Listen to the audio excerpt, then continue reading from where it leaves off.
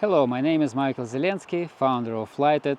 We help founders and C-level leaders build digital-first companies where most of workflows are automated, enabling them to scale faster and operate more efficiently. And today I'd like to talk about a case study, a real project uh, of a startup, a US-based startup, early stage, 4 founders. 2 founders are technical and 2 founders are business developers. So this startup has secured successfully several pre-seed and seed rounds. Actually, pre-seed was an angel investment from a friend of one of the founders, and the seed rounds were from different institutions. The pre-seed money which they got from an angel investor allowed them to survive for around 2 years, and they found a scientific paper which helped them to position themselves as a university spin-off, and that startup, by the way, was AI native.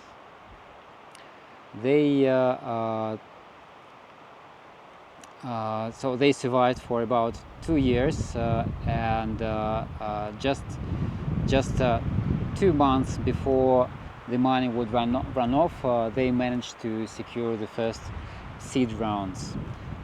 So they started to scale very fast.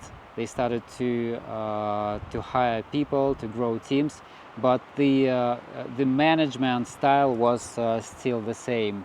They had a lot of meetings, and when there were only 4 or 6 of them, that was okay. There were not so many meetings. But when the company grew to several dozens of people, that style became quite hard to maintain.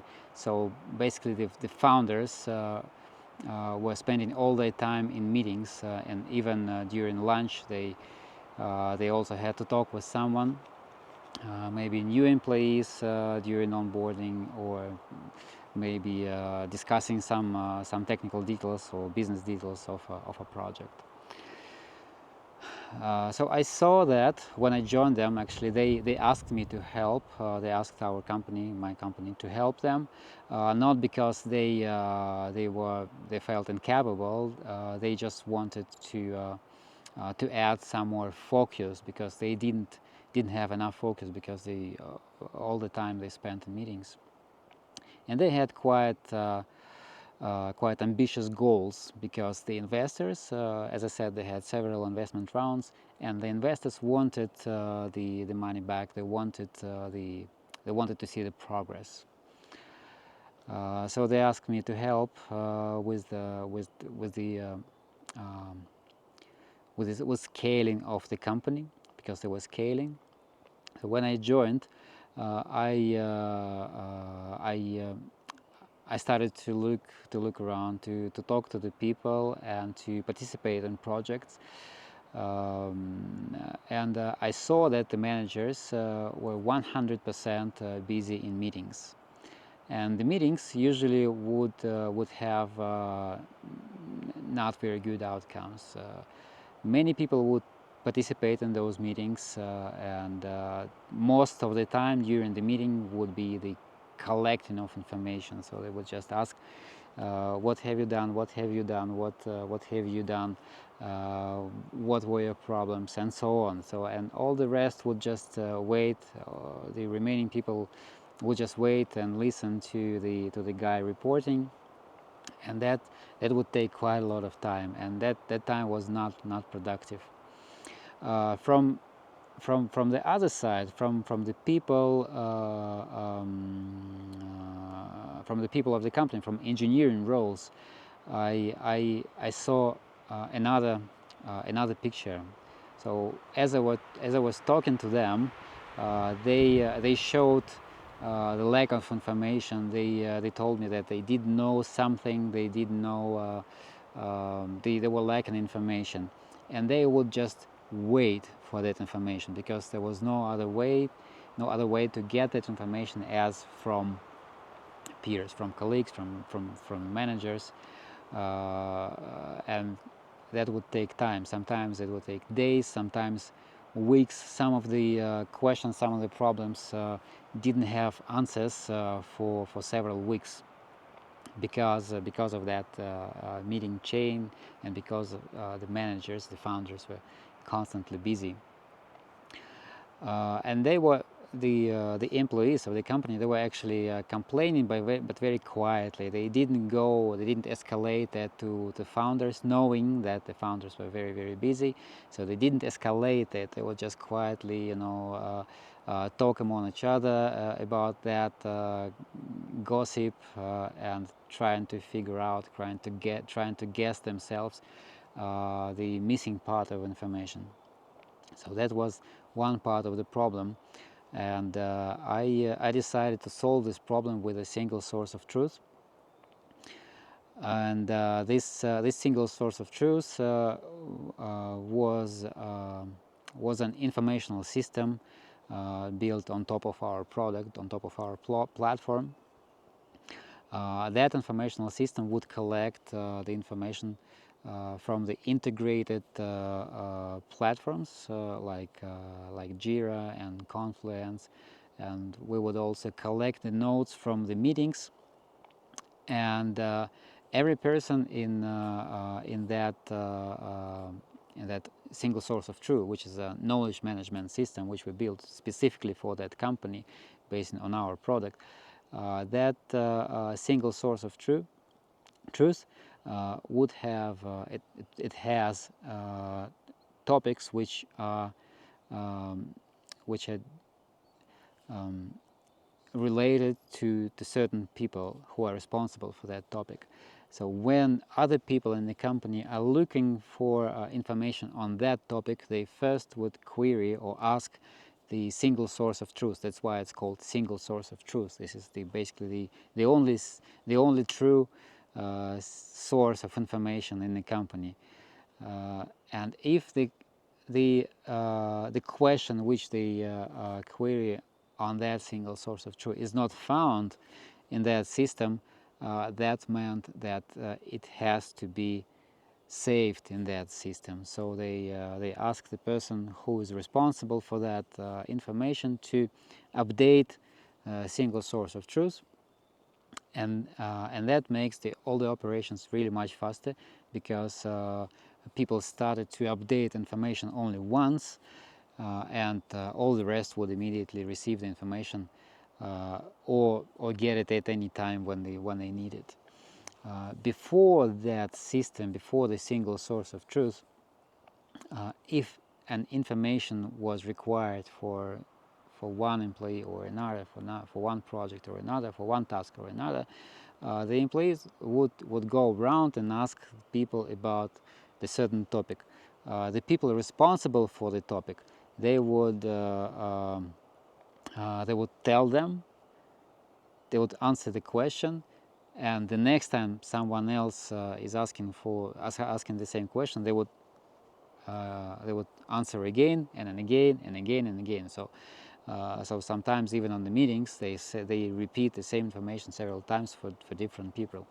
So with the single source of truth, this became much more effective. If there is a question, that question has to have the answer in that system. It can be an article, or it can be a commentary to the article. So there are several ways of preserving those things in the single source of truth. Most often, the source of that information is just the articles or the documents. The second problem which was there is the problem of automating and building applications for the customers, or applications for internal use. And that was the second problem which was held in the company back, which was making scaling slower than it could be. And that problem was solved with our platform which we've built at Lighted, and that platform allows people to build applications and automations very fast, very quickly. It's a full code solution, and it's based on microservices and automated deployments. And when a team needs to build a customer-facing application, they can they can expand the system with the functionality they need and build the applications, different types of applications that would talk to the backend, to the infrastructure. It can be a web UI or a mobile phone application, or just REST API. Well, any interface which is needed can be built using this platform. And also same for the internal automations. When an internal application is needed to create an internal application for automation or for any other needs, operational needs, then the platform becomes a framework for fast creation of the applications. And the good thing about this platform is that it's not an SaaS. It's an on-premise platform, which belongs only. I mean, all the data and the code belongs only to the tenant, to the company which runs it. So after implementation of those two things, which were the biggest problems in the company, but solving those two biggest problems allowed the company release quite a lot of time. First of all, the management started to spend twice as less time on the meetings. At first, they didn't even know what to do and how to fill that time. They were just focusing on their backlog, because when they had many meetings, the backlog would grow indefinitely and infinitely. So they started to work on their backlog, and they started to have much more focus. And eventually, the focus, the focus which they received from that innovation, from that improvement, they started to direct, to channel it to the right direction, which is the strategic thinking and making strategic analytics, strategic analysis, strategic decisions, and that allowed them to scale much faster, to live a better life, to spend more time with their families and friends. And at the same time, the company was in much better condition than before. From the point of view of the employees, the engineers, customer support, testers, managers, I also received quite a lot of good feedback. They said they was really fascinated. It was amazing for them how fast the situation has changed, because the trend was not very good. The company had to scale. The company had to add headcount. The company was hiring very aggressively, but every new employee, every new person would immediately see the chaos in the company, the informational chaos. They saw that many of the colleagues are new, and they just don't know many things about the company. They just say, oh, I don't know about this or that. So that was quite frustrating for the many for many of new employees, for the newcomers, and they were just amazed how the situation improved. So if a new employee was asking questions during onboarding, they are just pointed to the single source of truth, and this is one of the first things they need to be introduced into. The single source of truth is the source of information, and it also, that information has also to be updated in that single source of truth.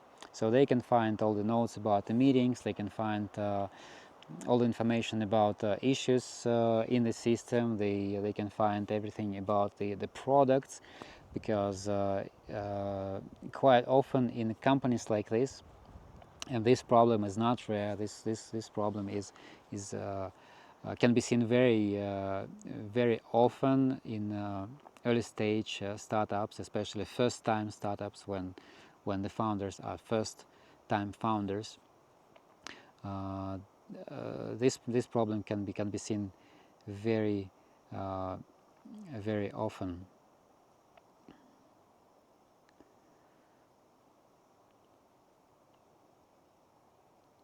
So the employees were very amazed about that, because they also have now they have much more time at their disposal to focus on their tasks, where they are specialists, where they are experts, instead of instead of being distracted by questions and by numerous meetings where they just sit and wait for their turn to report. Instead of that, they started to focus on the topics they are experts on. And the second solution which we provided helped the company build much faster.